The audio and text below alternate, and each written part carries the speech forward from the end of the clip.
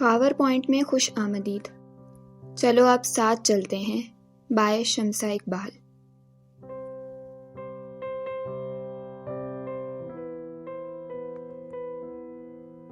قسط نمبر 17. حیدر کو رات میں ہی کال آئی تھی. اسے کورس کے لیے 3 ماہ اکیڈمی جانا تھا.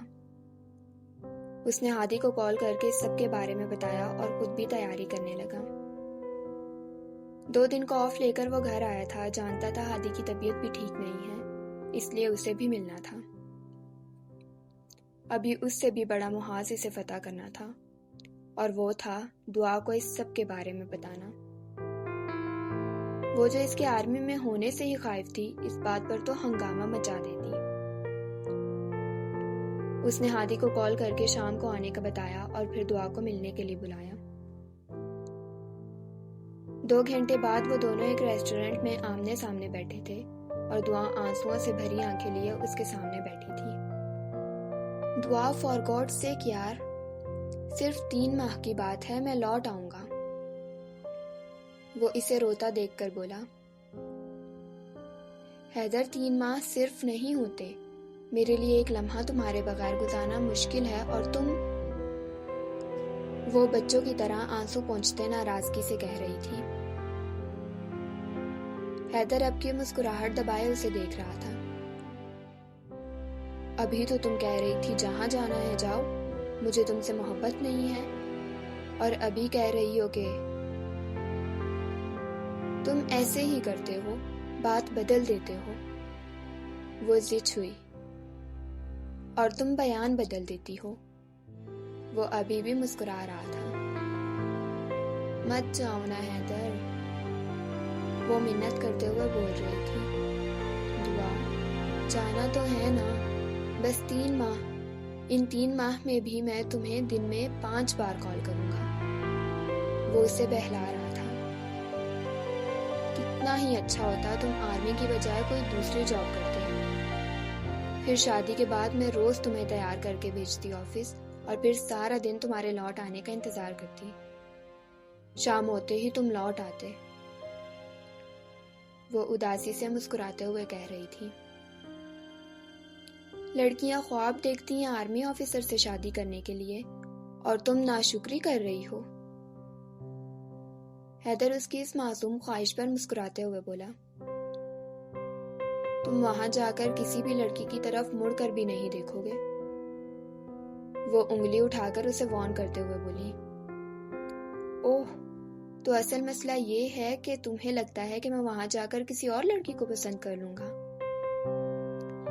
وہ بمشکل اپنا قہقہا دباتے ہوئے بولا، تم ایسا ہی سمجھ لو، بس تم کسی کی طرف نہیں دیکھو گے. وہ اپنی بات پر قائم تھی. دعا، تمہیں مجھ پر یقین نہیں ہے کیا؟ وہ بڑے مان سے پوچھ رہا تھا. تم پر تو ہے، مگر ان لڑکیوں پر نہیں ہے جو تمہیں گھورتی رہتی ہیں. اس نے سامنے ٹیبل کی طرف دیکھتے ہوئے کہا. حیدر سمجھ گیا تھا کوئی لڑکی یقیناً اسے دیکھ رہی ہوگی، تبھی دعا اتنا غصہ کر رہی ہے. مگر اس نے دعا کا موڈ دیکھتے ہوئے مڑ کر اس طرف دیکھنے کی غلطی قطعاً نہیں کی.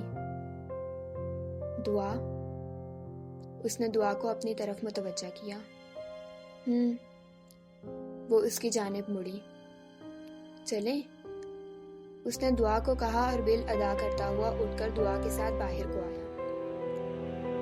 گاڑی کا دروازہ کھولا. دعا کے بیٹھنے کے بعد دوسری طرف سے آ کر ڈرائیونگ سیٹ پر بیٹھا اور گاڑی آگے بڑھا لی. تم نے ابھی تک مجھ سے وعدہ نہیں کیا. دعا خفکی سے اس کی جانب دیکھتے ہوئے بولی. حیدر نے ایک جھٹکے سے گاڑی روکی. تمہیں مجھ پر یقین ہے؟ وہ پھر پوچھ رہا تھا. اس نے اس بات میں سر ہلایا. حیدر کی طرف دیکھ کر اس نے نظریں جھکا لی. یہ تعظیم تھی اس محبت کی جو حیدر کی آنکھوں سے عیاں ہو رہی تھی. تو پھر خود پر بھی یقین رکھو دعا. اس نے ہاتھ بڑھا کر دعا کا ہاتھ تھاما اور اسے عین اپنے سینے پر دل کے اوپر رکھا. دعا نے آنکھیں میچ لی. اس کا دل دھڑکنا بھول رہا تھا اس شخص کی غربت میں جو اس کی محبت تھا. اس دھڑکن کو محسوس کرو دعا، اس کو سنو، اس دل میں اور اس کی ہر دھڑکن میں صرف تم بستی ہو، تم اس دل کے بہت قریب ہو دعا، اپنے جذبوں اور میری محبت پر یقین رکھو۔ ماہین کو اپنے ہاتھ تلے اس کا دل دھڑکتا محسوس ہو رہا تھا، اسے کہیں پڑھا ہوا ایک جملہ یاد آیا تھا، If you are the love of an army officer, then walk like a queen۔ اس نے اس کا ہاتھ ہلکے سے دبا کر پھر چھوڑ دیا۔ دعا کو لگا گویا اس نے واقعی اس کے دل میں اتر کر اپنا وجود اس کی دھڑکنوں میں دیکھا ہو۔ اب بھی کسی وعدے کی ضرورت ہے کیا؟ حیدر نے گاڑی سٹارٹ کر کے آگے بڑھاتے ہوئے کہا۔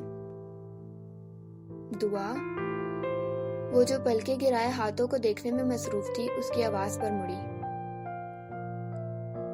تمہارا یہ بلش کرتا ہوا چہرہ مجھے بہت اپیل کرتا ہے۔ اس سے پہلے کہ وہ مزید کچھ بولتا، دعا نے ایک ہاتھ اس کے کندھے پر دے مارا۔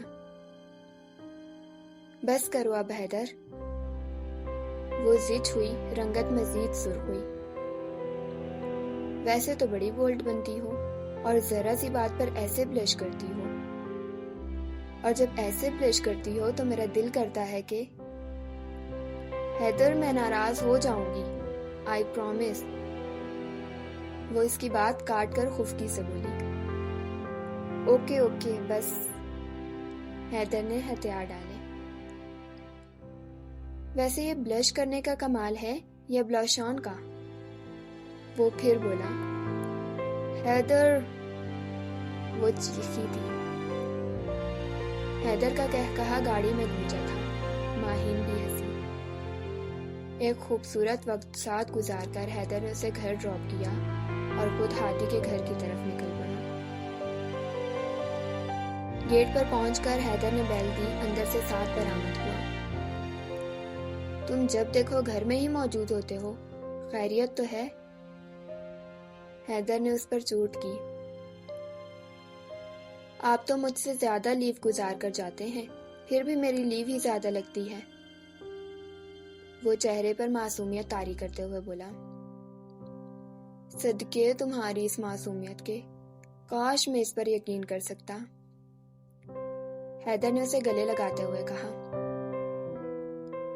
آپ سنا ہے پھر سے اکیڈمی جا رہے ہیں، کیڈٹ شپ دوبارہ سے گزارنے؟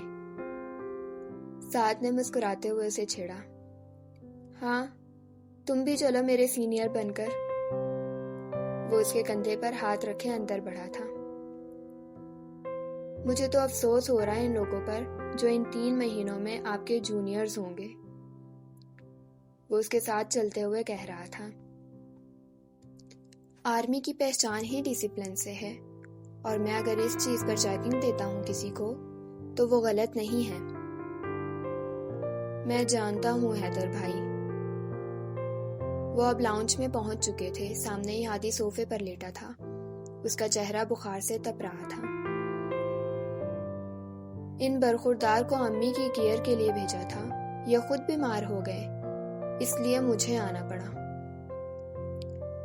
سعد نے اسے اپنے آنے کی وجہ بتائی۔